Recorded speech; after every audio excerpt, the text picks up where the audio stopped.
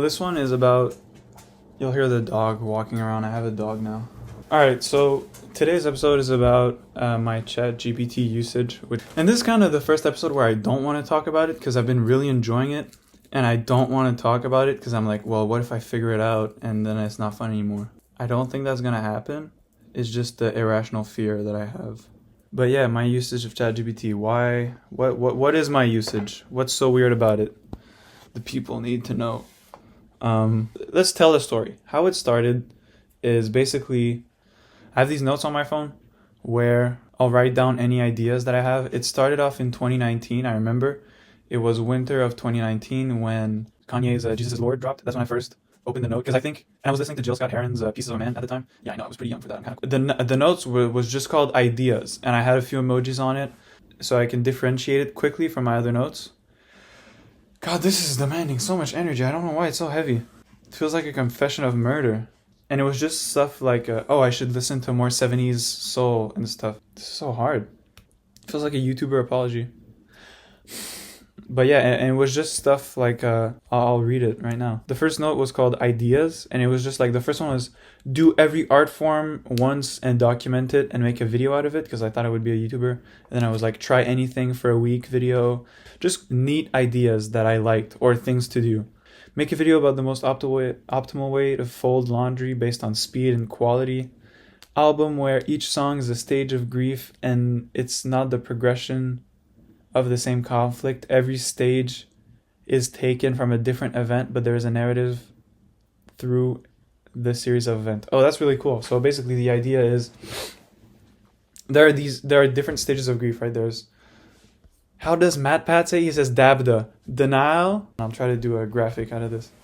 Denial, anger, bargaining, dabda, depression, and acceptance. I got it. Dabda for short. Thank you, Matt Pat. Game Theory from 2014. Featuring Peanut Butter Gamer. Anyways, yeah, so that was a cool idea. Anyways, I would just jot down ideas, right? And this kept going way longer than I thought. I mean, this started in 2019. We're in 2025 right now. And I still regularly use the ideas. And it sort of became a catch-all for any thought that I had that I didn't want to forget. Or like, oh, this is a really cool thought. I don't want to forget it, but I'm busy right now, so I'll just jot it down real quick and then move on. And I've been doing this for so long. At one point, I added notes, or dates rather, so I would know when everything... It's a big note. And then I created another note. I don't know when I did this. 2023. In 2023, I created the mental note, which started off with just like stuff that wasn't ideas, but I wanted to jot down anyways. This ties into ChatGPT eventually, trust me. And I had no intentions of showing these notes. You can kind of see where this is going. I had no intention of sharing these notes to anyone but myself. It was like research for me and by me. So it would be like, oh, I took this amount of medication this day. Here's how I'm feeling. And then one time I wrote like, I don't know who I am and that stresses me out. I try desperately to find patterns in my behavior that are free of bias so I can determine my true self. I just started really, really analyzing myself and like, because I want to know. I'm curious. Because I feel like it's so easy to be... Here's the real thing, right? Here's where this all stems from, I think, or part of it. My family is very, very performative. And not in a bad or good way. It's just who they are. Like, my sister is a great example of this. Whenever she tells a story, she's very performative. She's very like, I was going to kick his ass. Let me tell... I don't know why I'm doing this, but... She was like, I will never take shit from you. You have no idea who I am. I will fucking... No. Like, she's very performative and, like, wants attention. And, like, if she tells you a story about how someone yelled at her, she's not going to just tell you, oh, yeah, this asshole was yelling at me. She's going to go up to you and yell at you the same way she got yelled at to make you understand, right? That's just who she is. I don't know why she does this. Maybe it's, like, to get it out. Maybe it's... I don't know. But it's really fucking annoying, and I hate her. And not just for that, but for many reasons. But like everything she says is like, it's like a kid trying to look cool. Everything, it's like a line from a movie. So like in a movie it sounds normal, but in real life it's just like weirdly cringy and just like, ugh, why are you trying to sound cool? Just shut up. It's cringe. I don't know. It's so performative. Everything she says sounds like it's from a movie. And it's like those guys that talk as if they're in an anime, like, huh, who's there? Sorry, I'm a little jumpy. I have an exam today. Like, bro, shut up. And like, maybe that's how they talk. You don't know. Maybe that's how they always talk. But it's just annoying, basically. And so my sister's like that, and my mom is kind of like that. Though my mom is harder to tell if she's genuine or not. Let's say someone is like, you have no idea the things I've seen. Well, if my sister tells me that, I'm gonna laugh at her and make fun of her and think that she is stupid. But if a veteran of war, aged 75, tells me that, I'm not gonna laugh. I'm gonna be like, he's probably right. And I don't have any idea what he's seen, and I don't want to, and it's genuinely scary. And like, what he said has the impact on me that he wanted it to. He made me like scared or like whatever. He like, what he said came off right. When my sister says it, it's like, well, dude, shut up. You're just trying to have attention and it's not working, and I'm not buying into it. And the worst part is, maybe she did see some crazy shit. Maybe what she saw was truly like amazing, and I would not believe it. And I would like, maybe I would be scared if I knew what she was talking about. Maybe. But the way she talks about it is so unbearably annoying and frustrating and performative that I don't even want to start getting into that. I don't even want to start that debate. I don't even want to talk to you because you're insufferable to be around. You're just so cringy and so attention starved and so like performative. It's physically draining, mentally draining to be around you because you thirst attention like it's air, and it's just really annoying. And I'm not stupid. I know that she is my sister, and that is my mother, and that is a part of me, right? Whether I like it or not, that person, that performative person that wants attention, and it's in me. I can tell. I can really tell. Because when I was a kid, I was the same.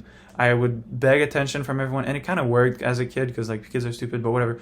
That's not the point. The point is like, I know that person is in me, and so to find imperative truths about myself is very hard, because in my mind and in my heart I can be, well, not in my heart but in my mind I can be like, because I went to like a special school, right, and I saw some pretty wild stuff, and sure, it wasn't war and it wasn't like mind numbing, like I don't know how to explain. I don't want to exaggerate how hard it was, but it was hard, right? You're being put in a school where everyone has autism and you don't, or at least you don't have it as much as other people, and you're being told you are the same as them, and you're being told that for 3 years, even though you don't believe them, even though you know that deep down you're not like them. You can feel it, every fiber in your being's telling you no, they're wrong, but everyone's telling you, your parents, your fucking teachers, everyone's telling you you are like them. You start feeling crazy after a while, right? You start feeling like, well, fucking maybe they're right, I guess. But every bone in my body and my common sense is telling me that this is complete bullshit. It's like if someone told you a banana is purple, you'd be like, well, fucking no, dude, shut up. But they kept telling you it's purple for years, and then everyone started telling you, no, dude, that's purple, and you'd be like, fucking, am I insane? Like, you start questioning yourself, right? That's normal. I think everyone can relate to that. Like, if everyone is wrong, you're the crazy one. That's the general rule of thumb, and that's what it felt like being in there. Except that I was actually right. I still think I'm right. You can call me names or whatever. You can say I'm egotistical, but I really think I'm not autistic. Or maybe if I am a different kind, and I was not the correct kind for that kind of school. That's my fundamental belief. Of course, I always keep an open mind in case some new information comes to light. It's the light, and I have some new realizations. You can never truly be 100% and all that, but still. So, where was I going with this? Oh, yes. So my performative self inside me that I have, I know it's present, and I'm also the type of person who really likes knowledge and learning and understanding. I love understanding. Let me tell you how much I love understanding. And I love teaching and showing others how to understand too. Like, I think a dream job for me would be like, I get something, I get a problem, or I get like something that no one knows how it works, and then I have all the time in the world to figure it out. And then once I figure it out, my job would be to like try and explain it as simply as possible. I think that would be my dream job. I would fucking love that, genuinely. But anyways, just to show you how much I like it. I could have just said I wish this was my job, but anyways. It's very hard to extract information from myself and be sure about it 100%, because there's always that doubt that my conscience and my thoughts are being controlled by that performative side. And I don't want to be the annoying kid who asks for attention, because that's what I was when I was small. I was, any video you find of me and my family when I was young, you just hear like everyone having a great time, and then you just hear me in the background just saying some random shit to try and get attention, or making some unfunny comment, or shut up, just shut the fuck up. I really hate that kid, let me tell you. But yeah, I hate that person now. I used to be that person and I didn't realize it, and I was like, why is everyone ignoring me? And it's like, dude, when you say 5,000 words a day, people are gonna ignore you. Anyways, I really hate that person, and I never want to be that person again. And my sister is still that person, I think. She's still stuck in that phase of like begging for attention, and like whether she realizes it or not, or maybe she got comfortable with it over time, I don't know. I don't really care. It's not my problem. But she's always on that performative shit, and what that attracts is other people like her, which is to say, anytime, and this is pure guesswork, and I'm loosely basing it off what I lived through, but I'm guessing most of her friends are the same, and the whole relationship revolves around, I'm gonna tell you everything I'm feeling as fast as possible, so that afterwards you can tell me everything you think about it as fast as possible, while I ignore you and wait for you to be finished talking, so that then I can talk as fast as possible about what I think about what you just said.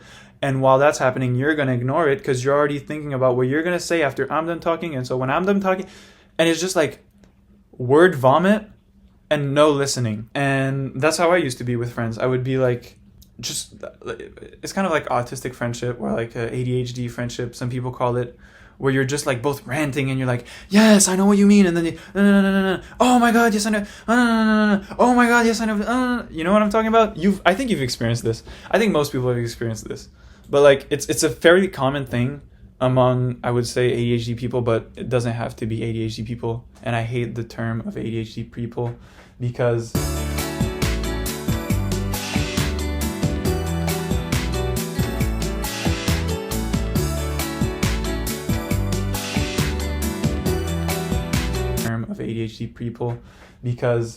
that term makes me think of when I was a kid, and it makes me think of my sister. It makes me think of like the way my sister is and the way I was as a kid, like just both those personalities I truly hate the most. I know that for sure, which is why I think people are correct when they say the reason you hate something is because it reminds you of yourself. Like at first that comment made no sense. The first time I was like, oh my god, I like blue, and so I will hate blue because it reminds me of myself. Like, that makes no sense. But I realized over time what that means is like we all cringe at our past selves. And for me personally, I hate my past self a lot. I also love it, but I hate it a lot. I like it because it made me the way I am now, and it allowed me to be who I am now. And there would have been no other way. But I also hate it because, like, goddamn, I was so annoying. But yeah, so that's what that means. If you've ever heard someone say you hate something because it reminds you of yourself, that's where that comes from, what I just explained. Anyways, moving on. I can never be sure that the way I feel about myself is concrete or genuine or real. Concrete, genuine, or real. I'll take note of these. Now, what do I mean by concrete, genuine, or real? As always, let's try and use an example. I will have, and this is a very common example, I will have an argument with my mother, and afterwards there's going to be a lot of feelings, but I can't tell if those feelings are concrete, genuine, or real because of my performative side. The same side my sister has, the same side I used to have a lot of as a kid, that drive in you that just wants to be dramatic, and that wants to be the victim, and that wants to be right at all costs. That, you know, that side, I think it's ego, whatever you want to call it. So after an argument, I'll be like, this is a good example. Let's say that I feel as if I am not worth anything unless I do the dishes. This is a real thought I've had before, of like, and yeah, this is gonna be embarrassing, so fucking buckle up, all right? And yeah, I'm cringe, and yes, I assume all that, but this is in the pursuit of knowledge, so I'm willing to admit that. Or in the pursuit of explaining, whatever. A real thought that I've had is, I'm only loved when I do the dishes. I've had this thought in my head, and most people, when they have thoughts, they don't question them. They're just like, well, I think and feel this way, so it must be the truth. But for me, I cannot tell if that's the reality because my performative side, that's my performative side talking. I'm like, well, I am never loved unless I do the dishes. It's like, well, no, because you rarely ever do them and you're asked to do them all the time. And that's disappointing for a mother to come home to realize every day you ask, do this, do this, do this. And every day you come home, almost every day, you come home and it's like, it's still not done. It's still not done. That builds up over time and it's frustrating. And it's like, holy shit, you useless fucking child, do something with your life. And I can sympathize with that sentiment because I could very easily see myself in her place getting mad and like genuinely, I agree with her. And so just by saying that, this idea of mine that I'm only loved when I do the dishes is not concrete and it's not genuine and it's not real. Why is it not concrete? Because, I don't know. Why is it not genuine? It's not genuine because I'm under the influence of emotions and I'm mad and I'm looking for vengeance and I'm just, my head is just trying to find a way to blame it all on her, right? Because I'm mad and I just feel like shit and I just want to blame it all on her. So it's not genuine, so I can't trust myself to be genuine. And it's not real because just as I've explained earlier, alright, I forgot I have to articulate better because I've been articulating like shit for the past videos.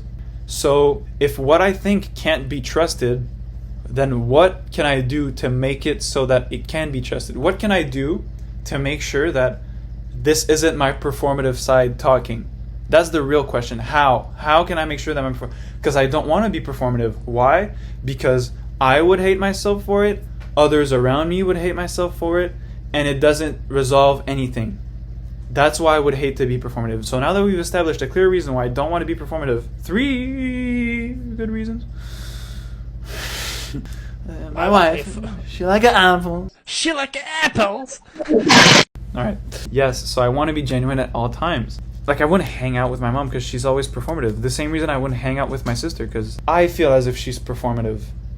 And because I feel that way, it makes me like kind of cringe at her and not want to hang out and not want to agree with her.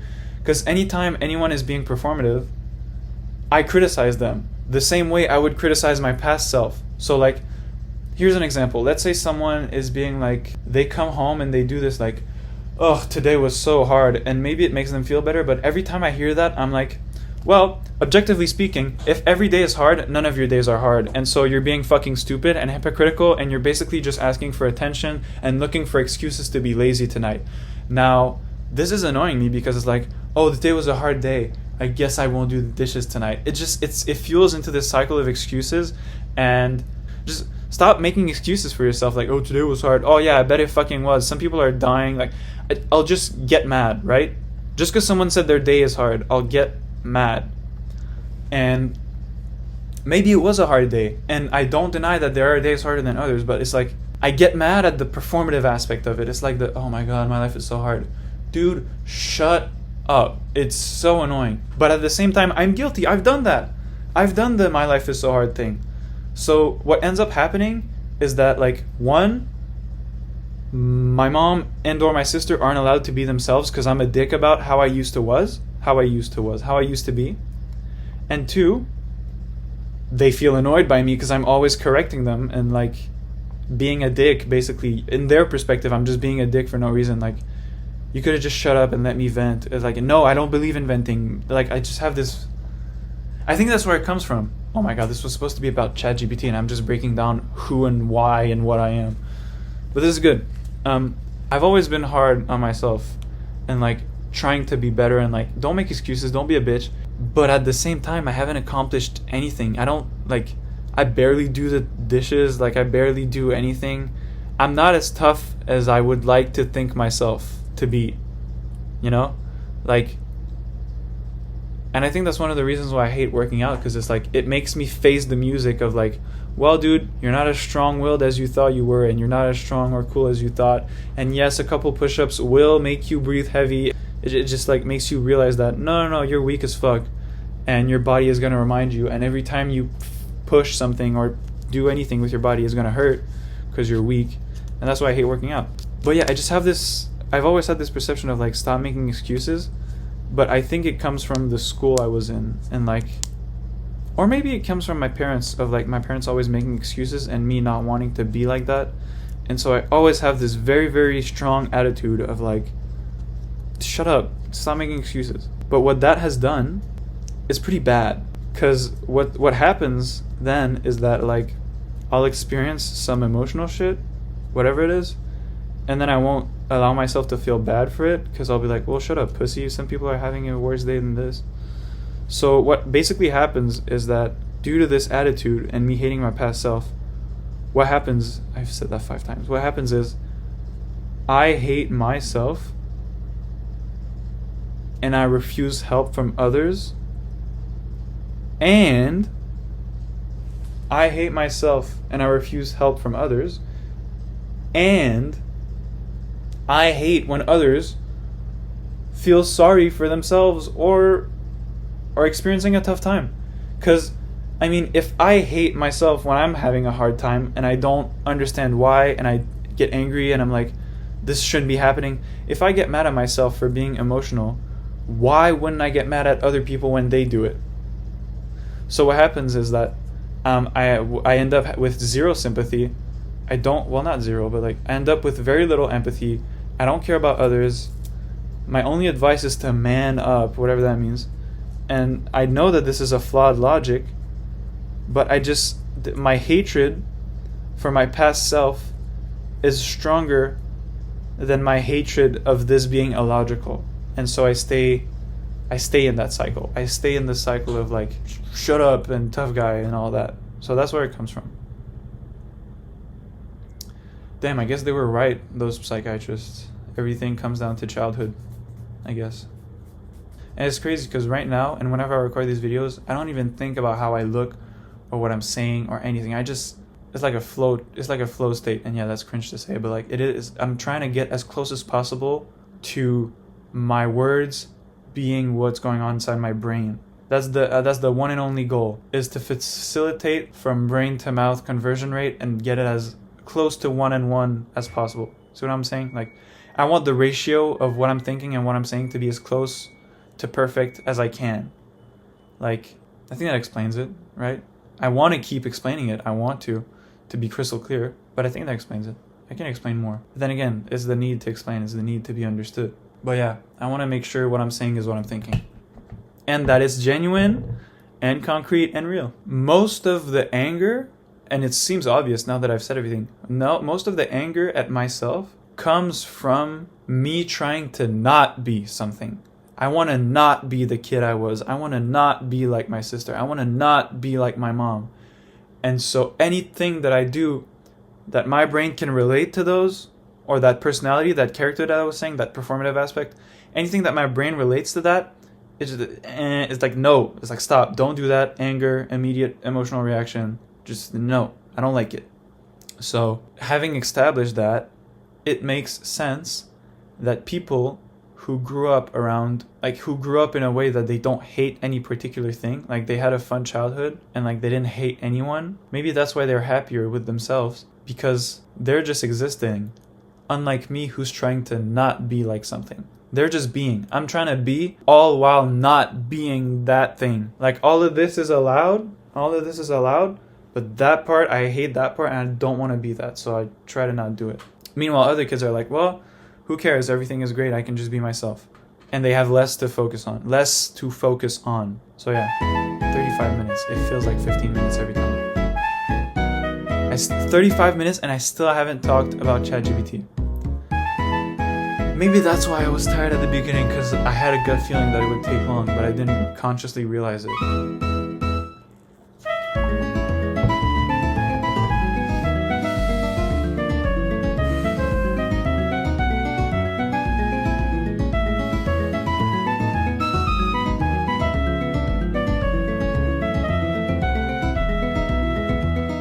So yes, I've accumulated notes. I go to the same note every time I add something to so these notes are long as fuck. Because these are all about like quick access, note something down, move on. And sometimes while I note it down, I have other ideas and then I keep going, whatever. So yeah, anyway, what I wrote was, I don't know who I am and that stresses me out. I try desperately to find patterns in my behavior that are free of bias so that I can determine my true self. That sentence is so important and I still agree with it to this day. What do I mean by bias? What I mean is like, if you know you're gonna write something down, you might change the way you act in order to appear a certain way. Whether that be conscious or subconscious, there is always that possibility of like, it's the same way you act when you're on TV, right? You know something is being filmed, so you're not being yourself, you're acting for the cameras, sort of. Let's say that this is pure thought and this is like your mouth. Everything you do or everything you think of always passes through filters, all the time.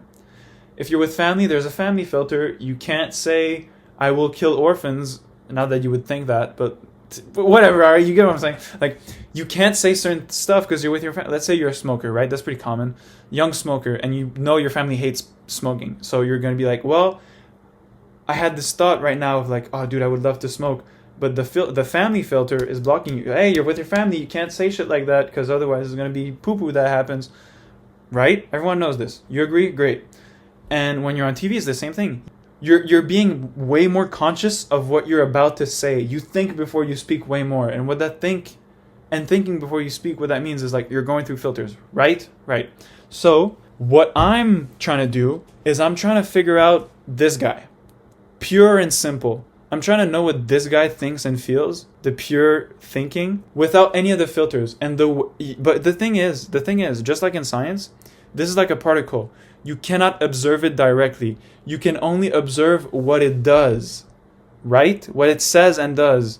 So you can't look at this because all the filters are blocking it. And you can't like just ignore the filters because that's not how that works. So since you can't observe it directly, the next best thing you have is what this thing ends up saying and doing, right? So what I'm trying to do is I'm trying to note down, like, let's say that I was on TV and there's a bunch of filters and I did or said something. And then let's say that I was alone with someone I really trust and then I said and did something. And then let's say this third scenario, I'm just thinking to myself alone and I said or did something. These are 3 different scenarios. What I will do is I will take note of all these scenarios to the most accurate that they can be. And then I will search among these 3 scenarios, the one on TV, the one with I forgot what I said, and then the one where I was alone, and I will observe between them commonalities. This is basically science. I am eliminating variables. By having 3 different moments in 3 different contexts with 3 different people and I have different filters in each one of those scenarios. And so if I can find a commonality between all these, that means that it's something from this guy. Because this guy, no matter the filters, he always did or said this one thing. And so this is basically science. We're eliminating variables to figure out the true nature of this guy, right? So that's what that sentence means to me. Let's read it again. I don't know who I am, this guy, and that stresses me out. I try desperately to find patterns in my behavior that are free of bias, these biases, so I can determine my true self. I want to know what this guy is. So that's what that sentence means. And I still agree with that, and that's still my driving principle to this day. That's how I work. I always analyze myself through the layers. And you might be thinking, well, geez, that seems like a lot of effort mentally for something that I wouldn't necessarily even think about. And you'd be right.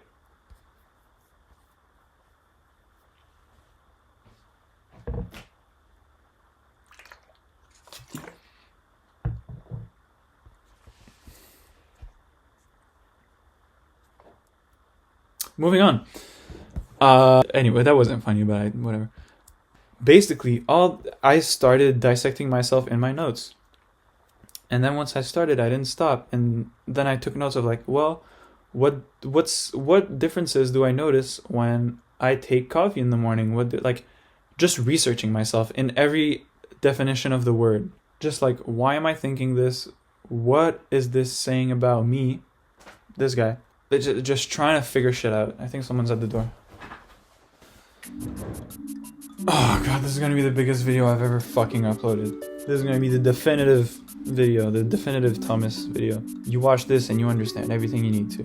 I hope I get famous so that this at least is interesting to someone. Because I mean, otherwise, what the fuck am I doing? Like, no one is gonna watch this except for myself. But even then, would anyone watching it except yourself ever even be considered as a failure? Maybe even though you're the only one watching, it could be considered a victory if this pushes you forward in life in a way that is proactive and good and other buzzwords that sound positive and that mean complicated stuff.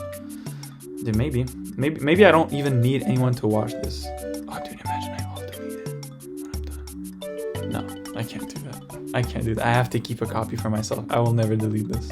I can't. If I do, I'll regret it and I'm retarded. But anyways, just random shit. Let me read a couple.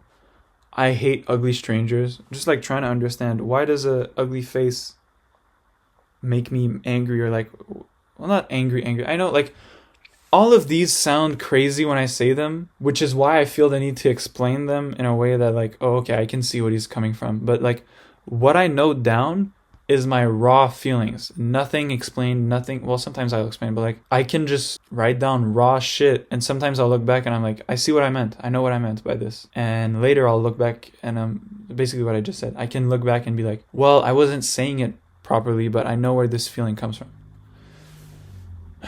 Anyways, just a bunch of thoughts and feelings and examination and research. But I think all of these is just a symptom of me not being myself. Now that I'm thinking about it, I think all of this is a symptom of me refusing to be myself, which is to say that performative side. But I really, really hate that performative side. And even if I were to go back to it, the problem would be that even if I go back to being performative, the second anyone would be annoyed by me, I would be like, yeah, I know why you feel that way. I know why. I understand. Like, I don't blame you for getting annoyed by me. And then the friends that I would have, I would be like, I don't get why you guys are friends with me. I'm so annoying all the time.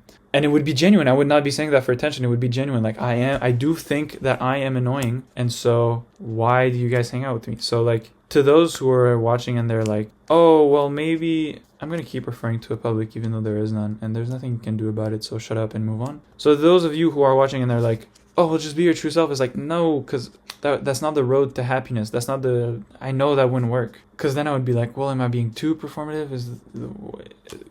Is it good sometimes? Like, it's another layer of thinking that I just cannot deal with right now. I'm plenty occupied by what I've got already going on with this. So yeah, ChatGPT. What I started doing, and I haven't stopped, is anytime that I add something to mental or to ideas, and it's like something interesting, like a concept, mostly concepts, not raw feelings. I'll do raw feelings when I'm feeling bored, but the most fun and interesting and better ones that ChatGPT gives me are when I bounce concepts and ideas off of it. Here's a great example of that, but it's a bit long. So here's a thought I had randomly one day in 2024. Everything contradicts everything. You can almost always find an exception to the rule, and whatever people say the contrary can be equally argued. There is almost never a true truth of a right or wrong. Same thing with who's guilty. Most of the time, both parties are 100% guilty. It's his fault for walking in that alley that night and putting himself next to a crackhead who was about to die of starvation, so it's logical that he got robbed. It's the crackhead's fault for committing the crime, because according to the government and society, you should always do the right thing, and robbing isn't okay. Even if he did try the normal way and it never worked. He asked for food everywhere else, but no one gave it to him. But of course, the people who ignored him, it's also their fault for not feeding him, so they caused the crime in a way. But the only reason people didn't give him food is because they had no time and they had to get to work on time, which is then the government and the economy who is now at blame, and we're all equally guilty. This goes on forever, and the opposite is equally true. It's also nobody's fault at the same time because it's like this every day. But because it's impossible to put everyone in jail, we made a list of the worst crimes, and if you do any of those on the list, you end up in jail, because those are what we defined as crimes. I'm doing one right now, riding this in the bus while an old lady is standing up. You probably are as well in a way, ignoring what your mom asked you to do 20 minutes ago and not doing your homework, but like we said, it's nobody and everybody's fault. Fault no longer exists. It's just people who are learning how to exist and lashing out emotionally because it's normal. Every smartass who preaches arguing as a solution to find who is truly guilty is merely playing a game of smoke and mirrors so they can feel intellectually superior to you. I bet you felt it at least once in your life. Getting embarrassed in an argument, regardless of who's right. I believe the only solution, if you can even call it that, is to stop caring what people think. And yes, it's cliche and easy to say, but I will give a concrete example. Again, I want it to be concrete. You can see where I'm heading. You can see my vision. This is not the text, this is me. You can see my vision. I really want stuff to be concrete and I want them to be tangible. The only solution is to stop caring, and yes, it's cliche, but I will give a concrete example instead of saying this overused catch-all phrase and not elaborating and then pretending I fixed something. To not care means, imagine you're a guy, some construction guy at a social gathering laughs at you and says you have soft hands, and make a shitty remark and try to feel superior to you. Instead of getting mad, just say what you really think, which for me is, well, yeah, it means my hands are still healthy and I like having soft hands. That's a genuine response. I genuinely feel that way, so I'll say what I genuinely feel instead of taking the bait and getting mad. Or like, it's not really a bait because he's just saying that genuinely, he's being genuine, so it's not a plan, but he wanted to feel superior to you, not consciously, but just like subconsciously. That's the thing that most people don't realize. Most people don't realize that most people don't realize what they're doing or why they're doing it. Think about that, bitch. I do. You don't. I'm smart. You're dumb. No. But yeah. Most people don't realize why they're doing stuff. They just do it. And it's often those people that talk to me and they're like, why do you think so much? Why do you fucking no? Well, dude, because I'm not dumb. All right? That's my defense. Yeah, I might be coping. Yeah, I might be doing whatever. That's my defense. Because I'm not dumb. If I just did whatever, I would be so easily manipulable. If I just did whatever I felt like, I would be so easily manipulated. But anyway, see? That whole thing is an interesting thought, right? It's a unique perspective on life. Well, maybe not unique. Everything has to be precise. Maybe it's not unique, but it's the first time that I've thought about it, and it's the first time I've heard of someone saying that. So it's unique to me. Now that we got that out of the way, this whole thing is interesting to me. And so what I'll do is I'll copy the whole thing, because it's in my notes, right? It's in text format. I'll copy the whole thing and I'll paste it to ChatGPT, and I'll just be like, tell me what you think of this, or like, are there any holes in this, or like, am I right about this? Just random, you see what I'm saying? You see what I'm getting at? So I would do that, and I started doing it just for fun because I was like, oh my god, you know why? I started doing it for fun because I was like, oh my god, I have hundreds of notes, meaning I have hundreds of things to feed ChatGPT. And because I'm not stupid, I know that the more you feed an AI algorithm information about yourself, the clearer it will paint a picture of you. Therefore, what I'm basically saying is, it will understand you better the more you feed it how you think. And so this realization was so mind-blowing because I was like, oh my god, something, maybe not someone, but something will understand me. Isn't that fucking cool? I don't have to feel insane anymore, because like the problem with this is that it's kind of like an echo chamber where I'll do all the thinking, I'll do all the reflection, I'll do all the editing, I'll do it's like drinking your pee constantly. You drink a bottle of water, and then that water, you're just going to pee it out, and then you drink it back, and then you pee it out and drink it back, and then you pee it out and drink it back. Eventually, there's going to be nothing in that water. It's going to be sterile because there's no new information. There's no new bacteria. There's nothing. So until you drink another bottle of water or a Gatorade or something, at one point, your stomach is just like, well, dude, what the fuck do you want me to do? All of this is mine. I've done I'm not going to create some new type of water just by drinking my own piss over and over again. I need outside interference in order to bring me perspective and understanding. That's what I need. I need something other than what I already have in here or in here. You know what I'm saying? So yeah, the pee analogy is kind of crazy, but it points to the right thing. Like, if I only drink my own pee and like analyze my own thoughts, it's going to be an echo chamber. But if I have something else telling me something different, even just one other person, if I drink their pee, I know. Even if I have another person and I drink their pee, my stomach is going to be way happier because it's like, well, at least there's something different. It's not, everything from this is not already from me. It's like, I don't know if you know what I'm saying, but the stomach will have more work to do and will be happier and will be able to fulfill that job compared to just redigesting the same thing over and over again.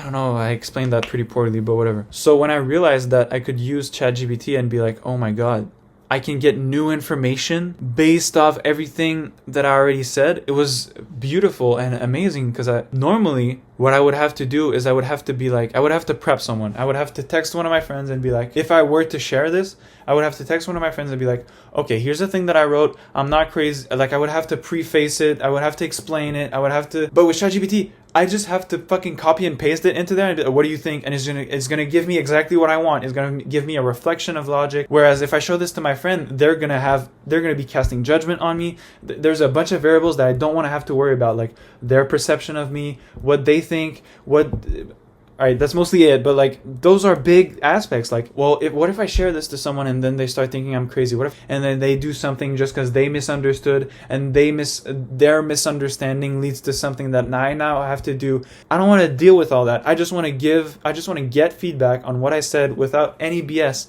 And yes, I could probably find someone who would be willing to do that with, but I think someone who's so willing to do that without even thinking about it wouldn't be worth exchanging words to. But that's a whole nother topic of whatever. Because, like, I'm searching for people who don't accept stuff at face value. And so finding someone who accepts what I'm saying at face value without overthinking and does what I do is kind of contrary to what I was actually searching for in the first place. Get what I'm saying? So, now I'm saying this is officially an hour long, almost. I haven't gotten to it, I guess, but whatever. This is my relationship with ChatGPT, and it's been going on for like a year now, I think, where I will just ask it random questions and get feedback on them, and then listen to the little audio thing while I walk or while I do something.